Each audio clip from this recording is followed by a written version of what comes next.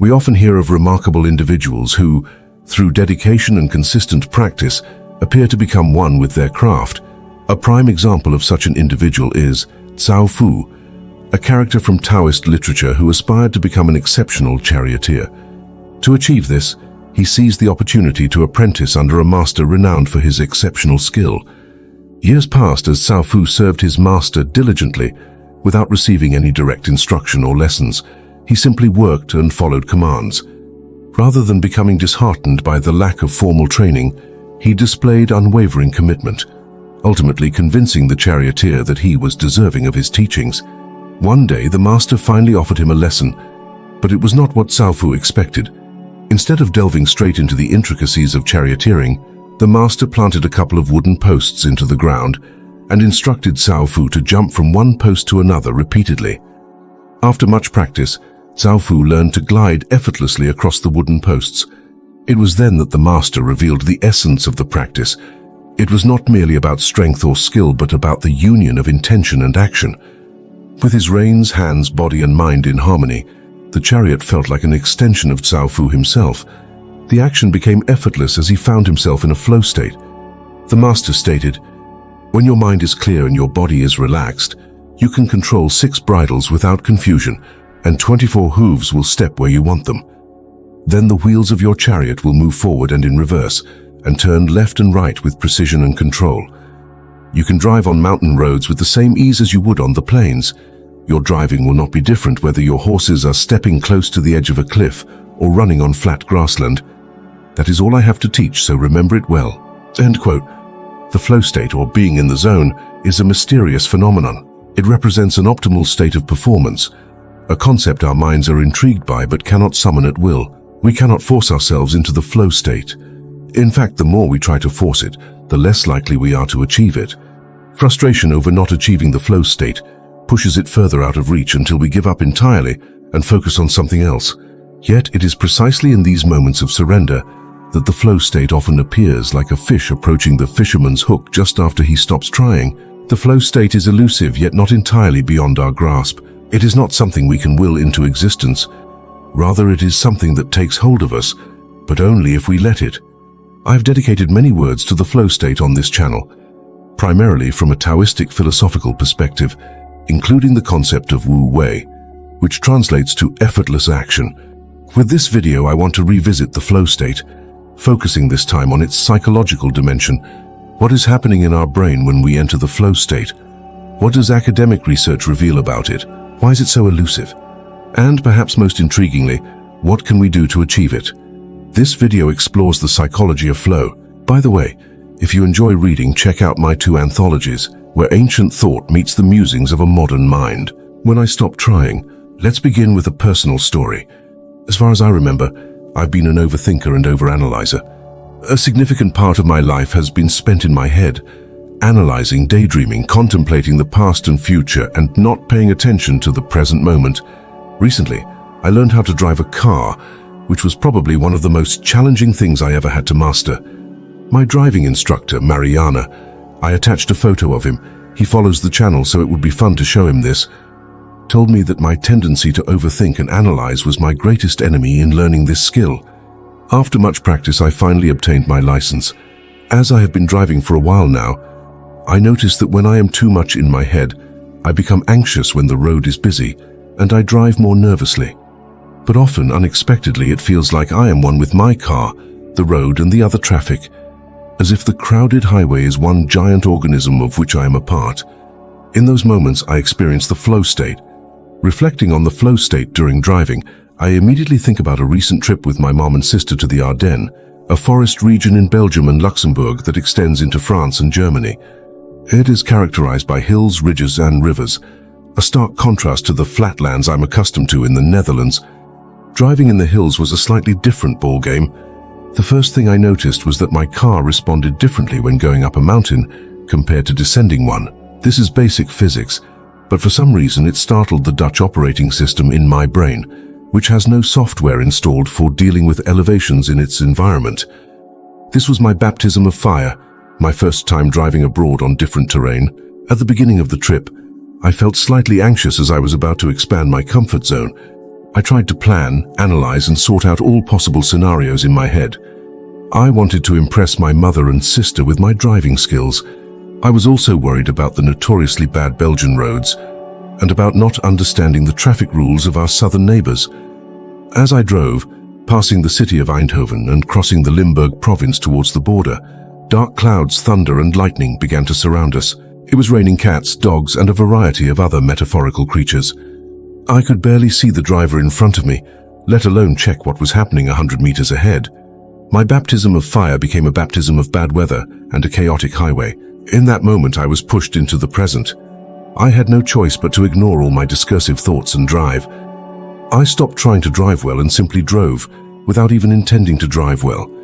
This paradoxical approach worked because when my desire to drive well ceased, I actually began to drive well.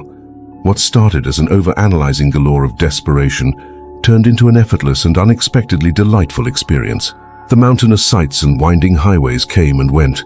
Cars and trucks passed me, and I passed them, as if we were bees in a swarm sharing a common conscience, orchestrated by something greater than ourselves. Oh, and contrary to my expectations, the Belgian roads were pretty good, especially in the Ardennes. I was amazed at how euphoric it all felt. Being there, one with the highway, the traffic, and the car, felt incredibly comfortable, akin to sitting on the couch watching Netflix while continually paying attention to the highly unpredictable and fast-changing environment. Yet any attempt to analyze and dissect what constituted my effortless driving experience did not yield satisfying answers. I remember my driving instructor saying before my exam, "You can drive, you learned it." This simple yet profound statement encapsulates the essence of the flow state. When we practice something long enough and with dedication, it becomes a part of us. Most of the time, it is not about consciously applying what we have learned, but about removing the intellectual blockages and getting out of our own way to allow these abilities to emerge naturally. The flow state is elusive, an enigma of the mind or perhaps beyond the mind. Yet there have been attempts to unravel its mysteries, to understand how it works and what triggers it. So how does it work? The remainder of this video delves into research and literature, exploring the psychology behind the flow state and how we can arouse it. The psychology behind flow. One of the leading experts on the flow state is Mihaly Csikszentmihalyi, a psychologist and university professor who authored the book Flow, which became a bestseller. For the sake of brevity, I will refer to him as Mihaly. Mihaly reveals that what makes an experience genuinely satisfying is a state of consciousness called flow. He defines the flow state as being engaged in an activity that is both challenging to one's skill level and intrinsically rewarding. In the flow state, we tend to experience intense and focused concentration on the present moment, a loss of reflective self-consciousness, a merging of action and awareness, and even an altered sense of time. It constitutes an optimal experience, as described in his book. It is what the sailor holding a tight course feels when the wind whips through her hair, when the boat lunges through the waves like a colt, sails, hull, wind and sea humming in harmony that vibrates in the sailor's veins. It is what the painter feels when the colors on the canvas begin to set up a magnetic tension with each other, and a new thing, a living form, takes shape in front of the astonished creator. End quote. Mihaly also noticed that such optimal experiences do not depend on external circumstances. People in dire situations, such as imprisonment in concentration camps, have reported these optimal experiences or flow states.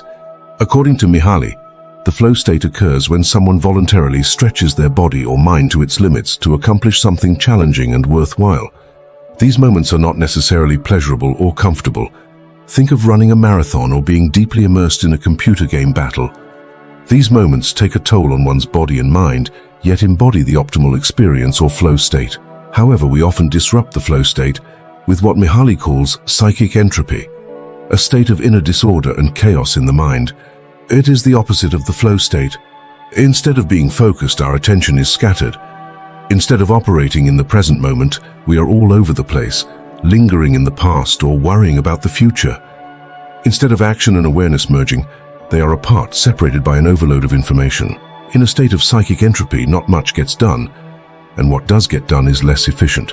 Mihaly stated, "Whenever information disrupts consciousness by threatening its goals, we have a condition of inner disorder or psychic entropy, a disorganization of the self that impairs its effectiveness. Prolonged experiences of this kind can weaken the self to the point that it is no longer able to invest attention and pursue its goals." End quote. Psychic entropy can have various causes. There could be too many distractions, for example, trying to work on an essay while being constantly interrupted by messages and notifications. Multitasking also causes psychic entropy, as doing too many things at once scatters attention. Interpersonal conflict is another source, occupying the mind with repetitive arguments and imagined confrontations, which takes focus away from constructive tasks. Essentially, it all boils down to excessive information flooding the mind. A prevalent example of this is worrying. When we worry, we try to impose order on chaos and the unknown. Before my drive to the Ardennes, my worrying about the unfamiliar terrain, Belgian traffic rules, and impressing my family caused psychic entropy. Despite having a single task, to drive from point A to point B, the overload of information in my mind led to anxiety and scattered attention. Amid this psychic entropy, my attempts to drive well through overanalysis led to paralysis. I was standing in my own way with my actions on the road disconnected from my awareness in my thoughts. Something needed to shift, some kind of sudden awakening or jolt to bring me into the present action. The challenging conditions of driving through a storm on unfamiliar roads served as that jolt, pushing me into the flow state. The mystery of flow. The paradox of the flow state is that it cannot be forced. We cannot will ourselves into it through effort. The more we try to achieve it, the less likely we are to succeed. It seems that only when we stop trying to conceptualize and attain the flow state does it surprise us by appearing. It is not something we can attain, but something we allow. However, this does not mean the flow state is purely random. According to Mihaly, certain conditions facilitate the emergence of the flow state. These conditions become evident when we engage in flow activities, such as sports, rituals, art, and even gaming. Flow activities are designed to make the flow state easier to achieve by providing clear goals, immediate feedback, and a sense of control. These activities share one commonality. They transform the self by making it more complex. This complexity involves the development of skills, experiences, and knowledge, such as mastering rock climbing or painting. Flow happens when such transformation takes place. In these activities, Mihaly distinguishes two non-optimal states, anxiety and boredom. Anxiety occurs when one's skill level is too low for the activity, while boredom occurs when the activity is too easy. Hence, playing a game against a significantly less skilled opponent can be boring, while playing against a vastly superior opponent can be frustrating. The optimal flow state occurs when the challenge matches one's skill level, providing opportunities for growth and transformation. It is important to note that the experience of challenges and progress is subjective. Different people find the flow state in different activities. My sister finds her flow state in rock climbing, while I find mine in writing essays. Therefore, the conditions for achieving flow are personal. Achieving flow.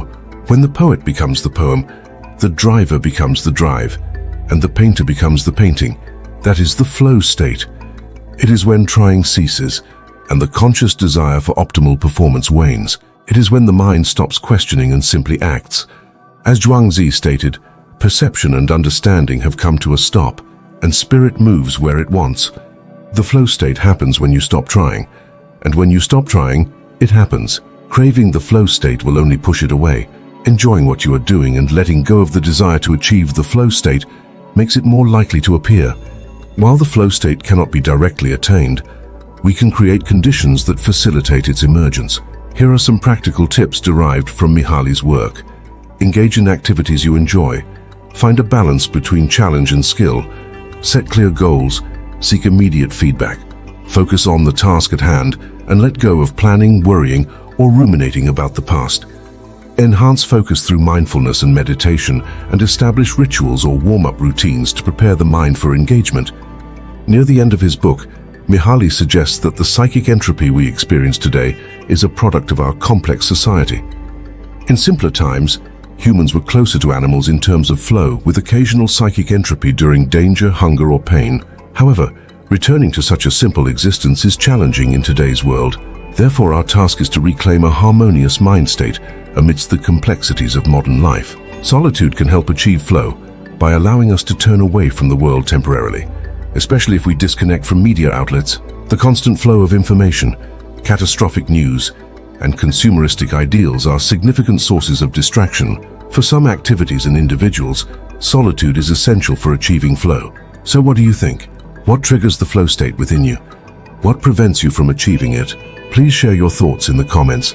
This often leads to interesting discussions. If you're interested in a more philosophical view on the flow state, I recommend watching my older video, The Philosophy of Flow, which explores the flow state from a Taoistic perspective.